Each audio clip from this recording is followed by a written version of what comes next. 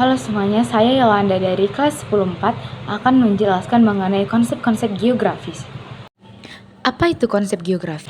Konsep geografi adalah pola abstrak yang berkaitan dengan gejala-gejala nyata pada geografi. Lalu konsep geografi dibagi menjadi 10 konsep, yaitu Apa itu konsep lokasi?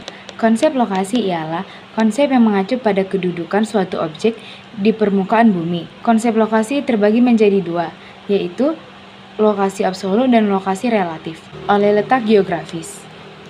Contoh dari lokasi absolut adalah berdasarkan letak astronomis, Indonesia terletak di antara 6 derajat lintang utara sampai 11 derajat lintang selatan dan 95 derajat bujur timur sampai 141 bujur timur. Sementara itu, letak relatif Indonesia berada di antara dua samudra, yaitu Samudra Hindia dan Samudra Pasifik, dan berada di antara dua benua, yaitu benua Asia dan benua Australia. Yang kedua, konsep jarak. Apa itu konsep jarak? Konsep jarak mengacu pada ruang yang terdapat di antara dua objek. Konsep jarak dibagi menjadi dua, yaitu konsep jarak absolut dan relatif. Jarak absolut adalah jarak yang diukur dalam satuan panjang, misalnya kilometer. Sedangkan jarak relatif ialah jarak dari rumah saya ke sekolah ialah 2 km. 3. Konsep keterjangkauan. Apa itu konsep keterjangkauan? Konsep terjangkauan ialah yang mengacu pada kemudahan untuk mencapai suatu objek yang dipengaruhi kondisi geografis suatu wilayah. Sarana transportasi atau alat komunikasi sangat berpengaruh terhadap keterjangkauan ini. Contohnya, pengiriman paket belanja online ke wilayah A sangat lama karena terkendala di jarak yang jauh dan lokasi wilayah A berada di pulau kecil, sehingga perlu menggunakan alat transportasi seperti kapal laut untuk menyeberangi laut. 4. Konsep pola. Apa itu konsep pola? Konsep ini mengacu pada susunan atau penyebaran fenomena pada ruang muka bumi. Contohnya, pemukiman penduduk di sepanjang Sungai Musi di Sumatera Utara berbentuk memanjang mengikuti aliran sungai. 5. Konsep morfologi.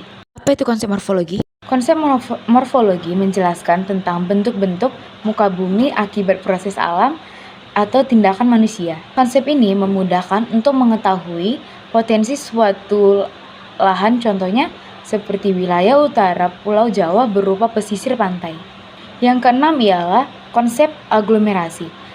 Apa itu konsep aglomerasi? Konsep ini mengacu pada kecenderungan pengelompokan fenomena atau objek pada suatu wilayah.